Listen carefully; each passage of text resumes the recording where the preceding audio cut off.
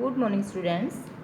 We have studied in the previous chapter that the last ruler of the Delhi Sultanate, Ibrahim Lodi, was defeated by the Babar in the first battle of Panipat in 1526. The victory of Babar laid the foundation of the Mughal ruler in India. Let's start the topic. Today's topic is Mughal Emperor. Chapter 4, The Mughal Empire. Ruling as large a territory as the Indian subcontinent with such a diversity of people and cultures was an extremely difficult task for any ruler to accomplish in the Middle Ages.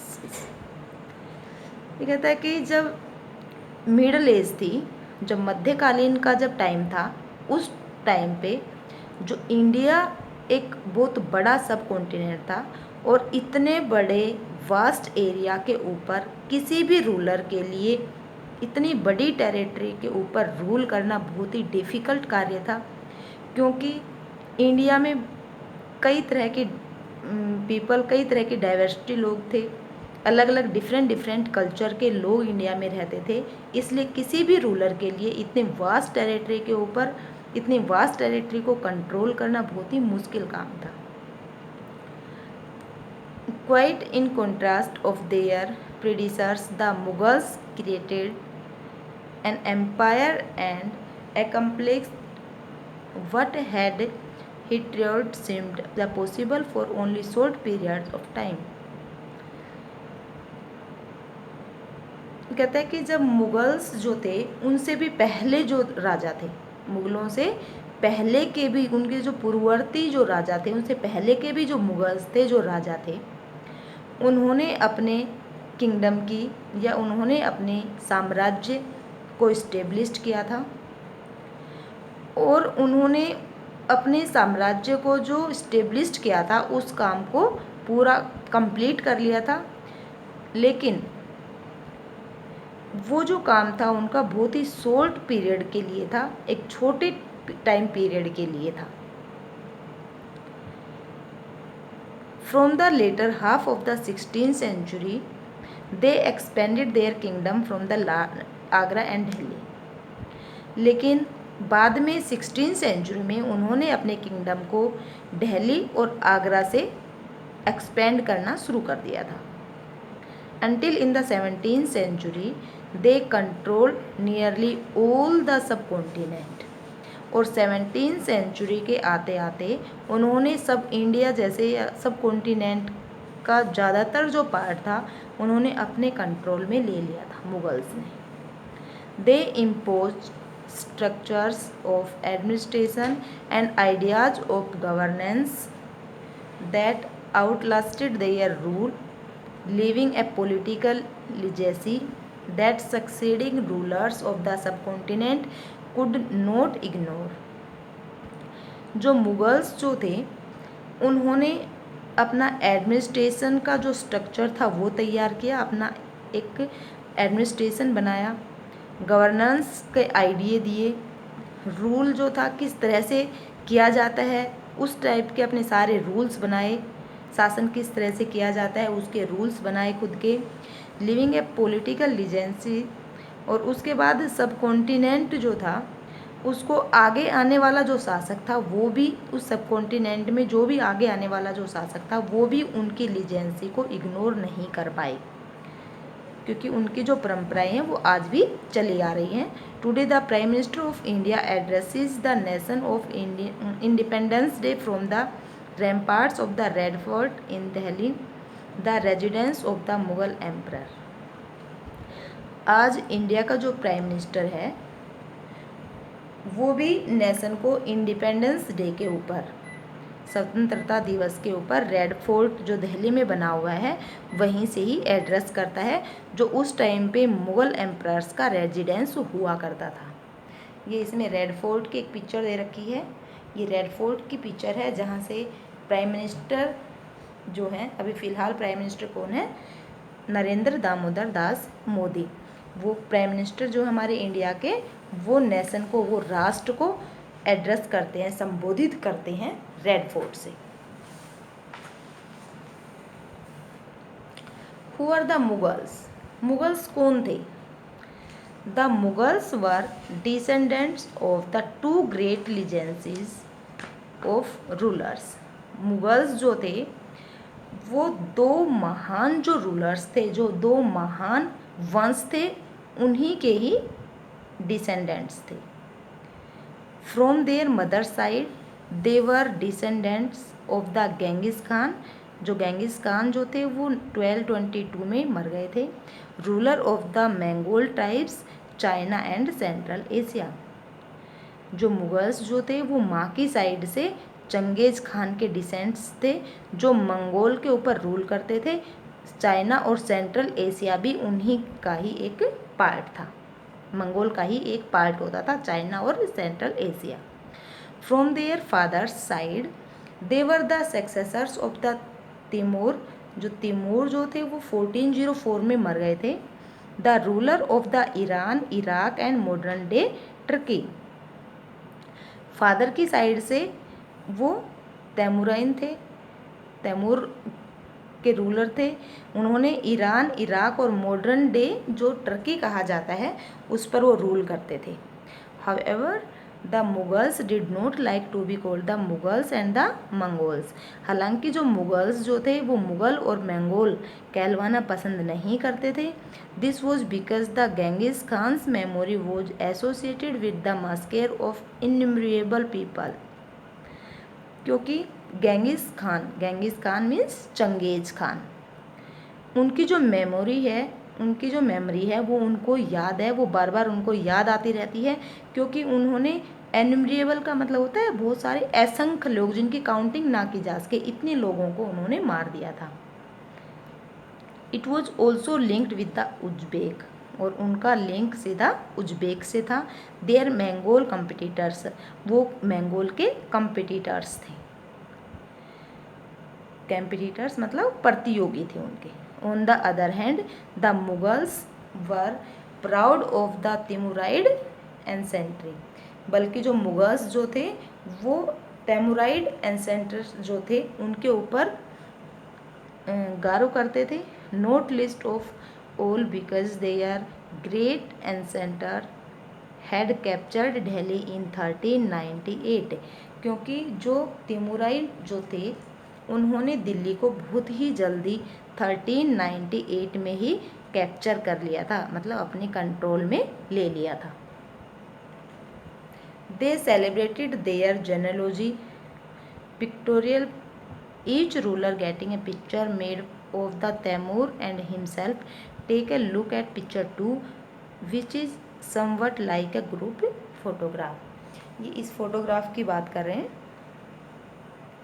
इसका एक miniature painting दे रखा है कि इसमें Timur जो है ये बीच में बैठे हैं और इसके जो डिसेंडेंट्स हैं जो मुग़ल एम्परर वो इसके साइड में बैठे हैं।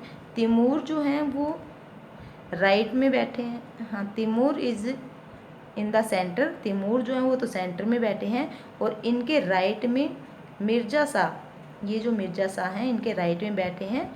The first Mughal emperor Babar's great और ग्रेट ग्रैंडफादर, बाबर के जो ग्रेट और ग्रेट ग्रैंडफादर रहे हैं, परदादा रहे हैं उनके। And then Abu Said Babur's grandfather, जो बाबर के ग्रैंडफादर रहे हैं वो भी इसमें हैं। And left of the Timur and the Sultan Mohammad Mirza, जो बाबर के ग्रैंडफादर रहे हैं, ग्रेट ग्रैंडफादर रहे हैं। एंड उमर शाह जो हैं ये बाबर के फादर रहे हैं।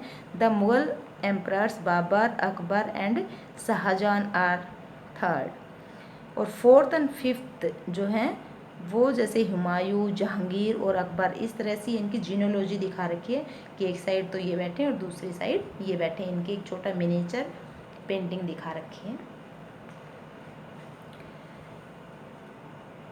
Mughal military campaigns. Babar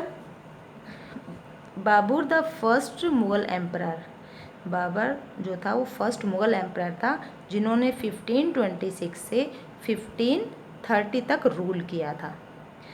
succeeded to the throne of Ferghana in 1494, उन्होंने फरघाना को 1494 में ही फरघाना की जो थ्रोन थी, फरघाना की जो गद्दी थी, उसको ले लिया था।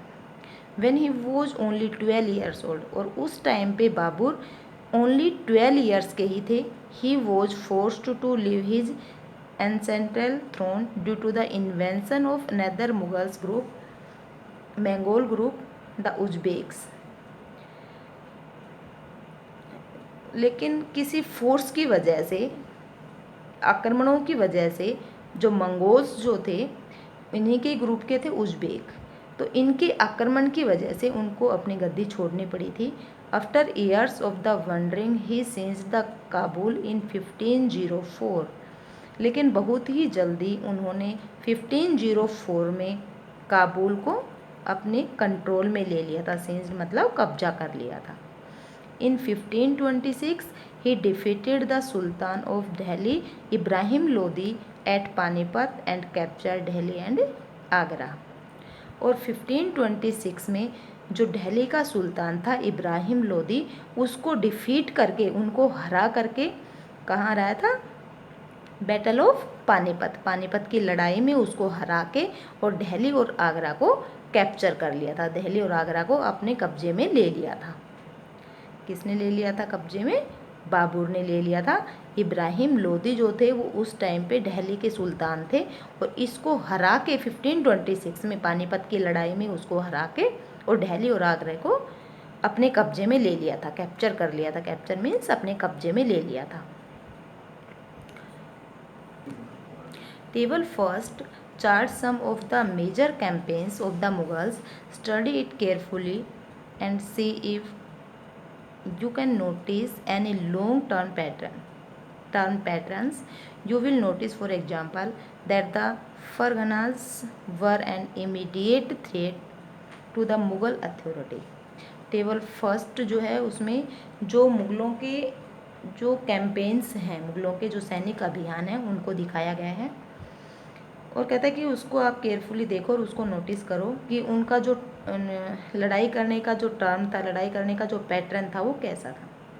यू विल नोटिस, आपने एक एग्जाम्पल के थ्रू नोटिस किया होगा कि Ferghana's were in immediate threat to the Mughal authority, कि किस तरह से जो अफ़गान्स थे, किस तरह से अफ़गानों ने मुग़ल जो अथॉरिटी थी, अफ़गान जो थे ये मुग़ल अथॉरिटी के लिए एक तरह से खतरा बन गए थे, थ्रेट बन गए थे, एक तरह से वो खतरा बन गए थे।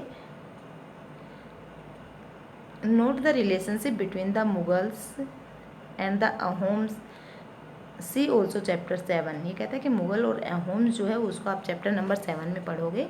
द सिख जो है उनको आप चैप्टर नंबर 8 में पढ़ोगे और 10 में पढ़ोगे। एंड मेवार एंड मारवार, सी ऑल्सो चैप्टर 9, इसको हम चैप्टर नंबर 9 में पढ़ेंगे।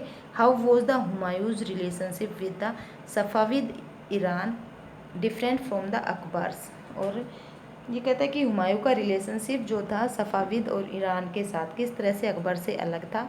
Did the annexation of the Golconda and Bijapur in Aurangzeb region and hostilities in the Deccan. क्या जो औरंगजेब जो थे उनके शासनकाल में गोलकुंडा और बीजापुर, ये दो एरिया हैं, दो क्षेत्र हैं, दो रीजन हैं, गोलकुंडा और बीजापुर जो कर्नाटक में पड़ते हैं फिलहाल, उनको जो अनेक्स्ट कर लिया था, जब उनको अपने कंट्रोल में ले लिया था, जब उसके ऊपर कब्जा कर लिया था, उससे जो डेक्कन का जो युद्ध था, क्या उसका अंत हो गया था? क्या वो ख़त्म हो पाया था?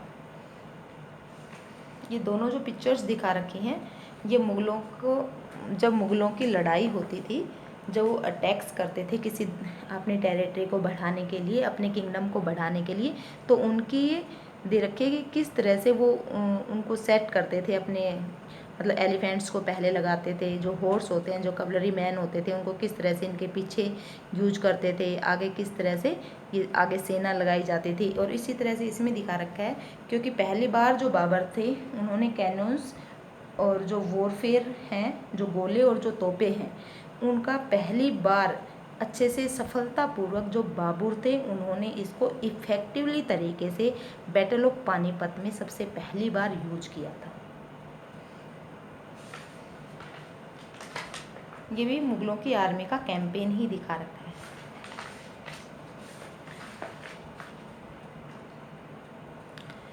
एक मैप है यहाँ पे जो मिलिट्री कैंपेन्स को दिखाता है under the Akbar and Aurangzeb.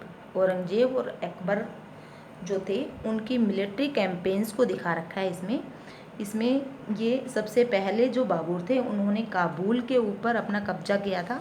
मैंने अभी आपको पढ़ाया था, सबसे पहले काबुल के ऊपर उन्होंने कब्जा किया था जो अफ़गानिस्तान में पड़ता है। और काबुल के बाद उन्होंने लगातार एक के बाद एक जो टेरिटरी, एक जो एरिया हैं, जो रीजन है, उनको वो कंट्रोल करते चले गए थे। जैसे कांधार, ये भी पाकिस्तान में पड़ता है। फिर श्रीनगर, कश्मीर पर उन्होंने 1586 में रूल किया था, कंट्रोल में ले लिया था उसको। लाहौर, फिर पंजाब, पानीपत, दिल्ली, अम्बेर, अजमेर, मथुरा, आगरा, फतेहपुर सीकरी, ये रणथंभौर, इलाहाबाद, सिंध है, गुजरात है, चित्तौड़ है, मालवा है, बेवर, अहमदनगर, बीजापुर, गोलकुंडा। बीजापुर और गोलकुंडा का नाम अभी आया था जो आज कर्नाटक में पड़ते हैं। गोंडवाना है, ये उड़ीसा है, ये इलाहाबाद है, पटना है, और ये बेंगोल। ये कुछ ऐसे एरियाज़ हैं इन पर military campaign during the Akbar and Aurangzeb. Akbar और औरंगजेब के टाइम का ये मिलिट्री कैंपेन दिखा रखा है कि कितने एरिया पर उन्होंने कंट्रोल कर लिया था। Let's we move to the next topic, Mughal traditions of successions. The Mughals did not believe in the rule of primogeniture, where the eldest son inherited his father's estate. ये कहता है कि मुगल्स जो थे, जो उनके पुराने जो रूलर्स ने, उनसे पहले जो बड़े उनके दादा परदादा थे, जो उन्होंने जो रूल बनाए थे शासन को चलाने के लिए, रूल करने के लिए जो भी रूल्स उन्होंने बनाए थे उनमें वो विश्वास नहीं करते थे।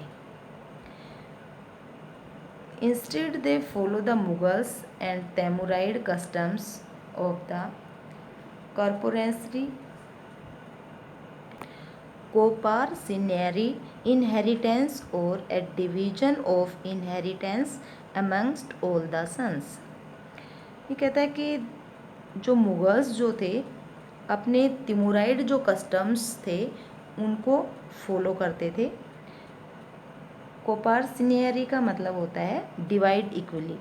वो जो अपने इनहेरिटेंस जो थे, जो उनके सन्स जो थे, उनके जो बेटे थे, तो सभी बेटों में अपनी जो प्रॉपर्टी थी वो इक्वल डिवाइड कर देते थे। Follow the highlighted passage in table first and note the evidence for the rebellions by the Mughal princes. By which do you think a fairer division of the inheritance, primogeniture and the coparcenary? ये दो कुछ ऐसे चीज़ें थी, ये दो rule करने के कुछ दो तरीके थे।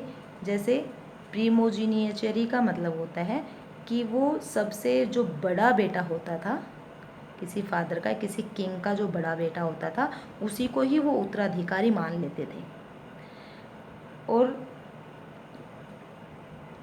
जो कोपारसिनेरी जो था, इसमें वो अपनी पूरी की पूरी जो प्रॉपर्टी थी वो सभी बेटों में डिवाइड कर देते थे।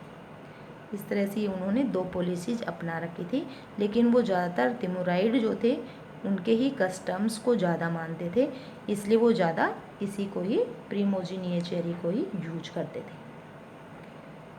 Mughal relations with other rulers. Take a look at the table first once again. You will notice that the Mughal rulers campaigned constantly against rulers who refused to accept their authority. ये कहता है कि table first को एक बार दोबारा से देखो, उसको नोटिस करो कि जो मुगल्स जो थे उन्होंने लगातार अपने कैंपेन जारी रखे थे, लगातार उन्होंने अपने अभियान चलाए रखे थे। बट कहता है कि रूलर्स हु डिफीटेड, जो रूलर्स जो रूलर्स उनकी अथॉरिटी को रिफ्यूज कर देते थे, बट एज कुछ रूलर्स जो थे वो उनकी अथॉरिटी को रिफ्यूज कर देते, मानने से मना कर देते थे। But as the Mughals become the powerful many other rulers also joined them voluntary. लेकिन कुछ जो रूलर्स थे उन्होंने उनके वॉलेंट्री को स्वीकार कर लिया था, उन्होंने ज्वाइन कर लिया था, उनकी सत्ता को स्वीकार कर लिया था कि हाँ हम तुम्हारा ही साथ देंगे। The Rajputs are a good example of this. Rajput जो थे वो इनका एक गुड एग्जाम्पल है। Many of them married their daughters into the Mughal families and received the high positions but many rested as well। कई राजपूत जो थे वो ऐसे भी थे जिन्होंने अपनी डॉटर्स की शादी मुगल्स फैमिली में कर दी थी और उन्होंने हाई पोजीशन अच्छी पोस्ट को भी पा लिया था। बट मैंने रेस्टेड ओलवर, लेकिन कुछ जो थे उन्होंने उनका विरोध भी किया था, मुगल्स का विरोध भी किया था। The Sisodia Rajput refuse to accept the Mughal authority for a long time. जो सिसोदिया राजपूत थे इन्होंने मुगलों की अथॉरिटी को स्वीकार करने से रिफ्यूज कर दिया था, मतलब मना कर दिया था कई बार। वंस डिफीटेड, और वो एक बार हार गए थे।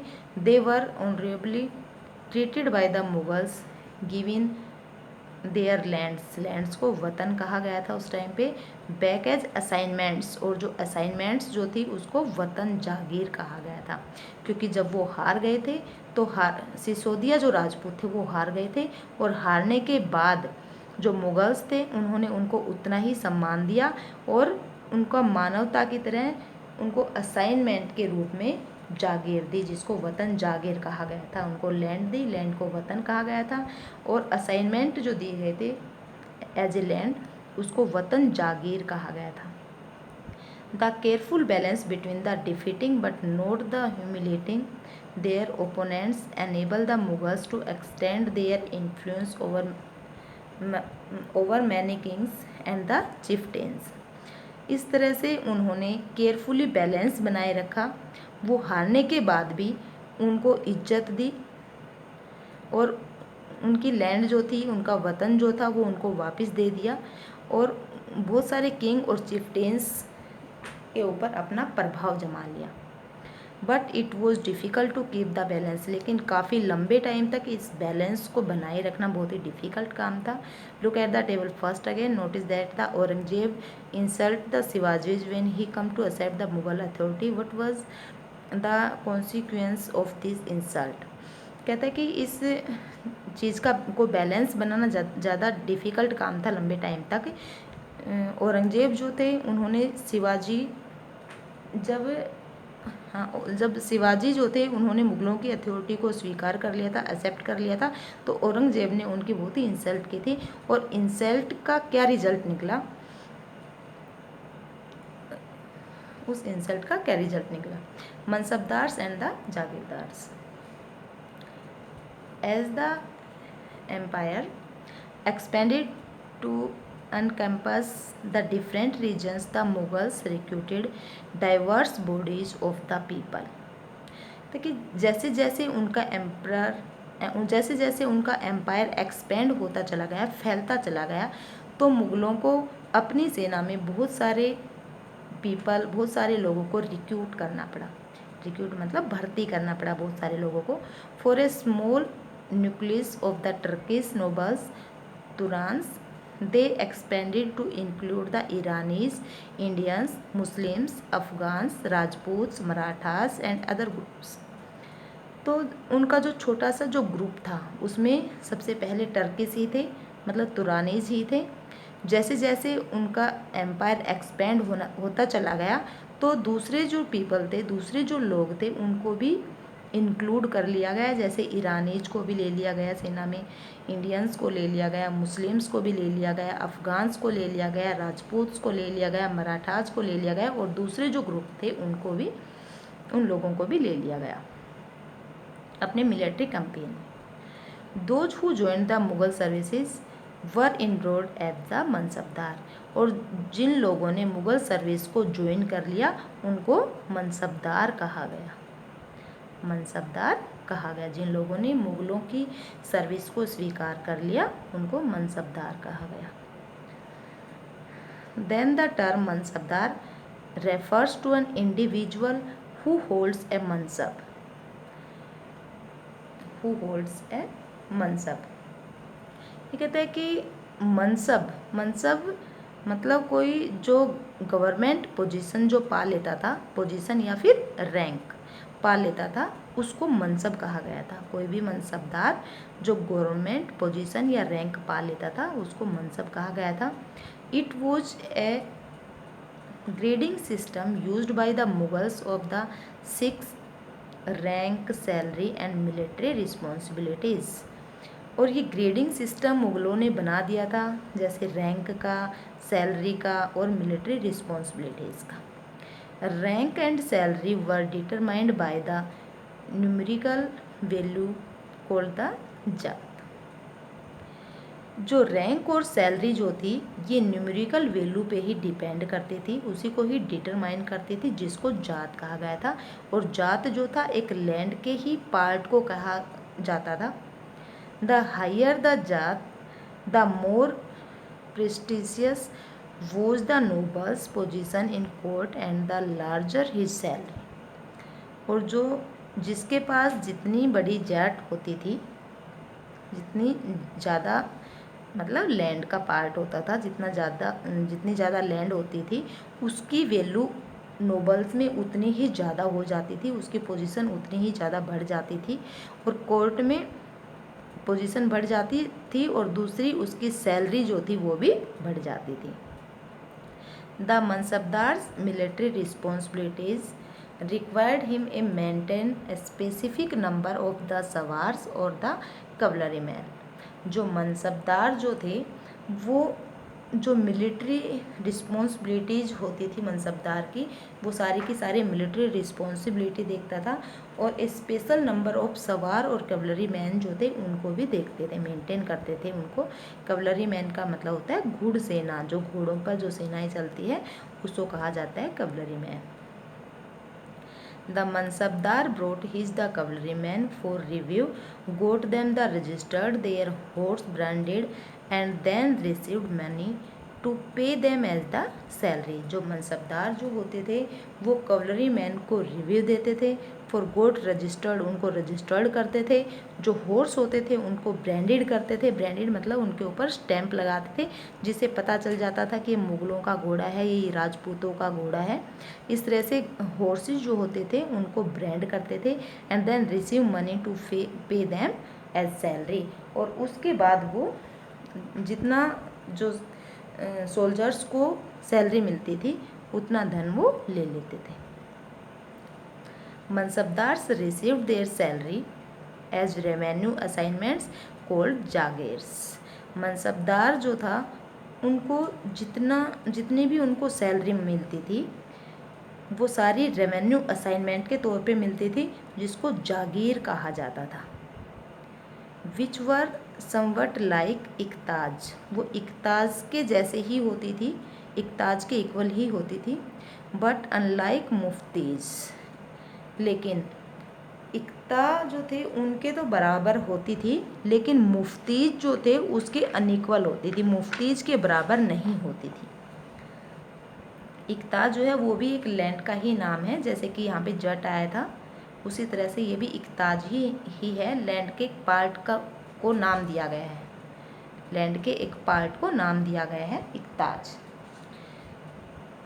Most mansabdars did not actually reside in और administrator their jagirs, they only had right to the revenue of their assignments which was collected for them by their servant, while the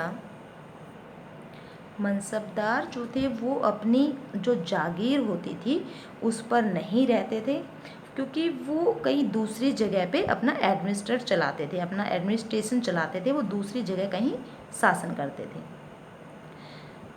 और रेवेन्यू असाइनमेंट के तौर पे ही रेवेन्यू असाइनमेंट जो था उसको collect करते थे, लेकिन ये कलेक्शन जो था उनके सर्वेंट्स के थ्रू किया जाता था। while mansabdars themselves served in some other part of the country, बल्कि जो मनसबदार जो होते थे वो कहीं दूसरी जगह सर्विस करते थे, इन सब जो कंट्री के दूसरे पार्ट में होते थे, वहीं पे ही ये अपना एडमिनिस्ट्रेशन चलाते थे, वहीं पे अपना ये शासन करते थे।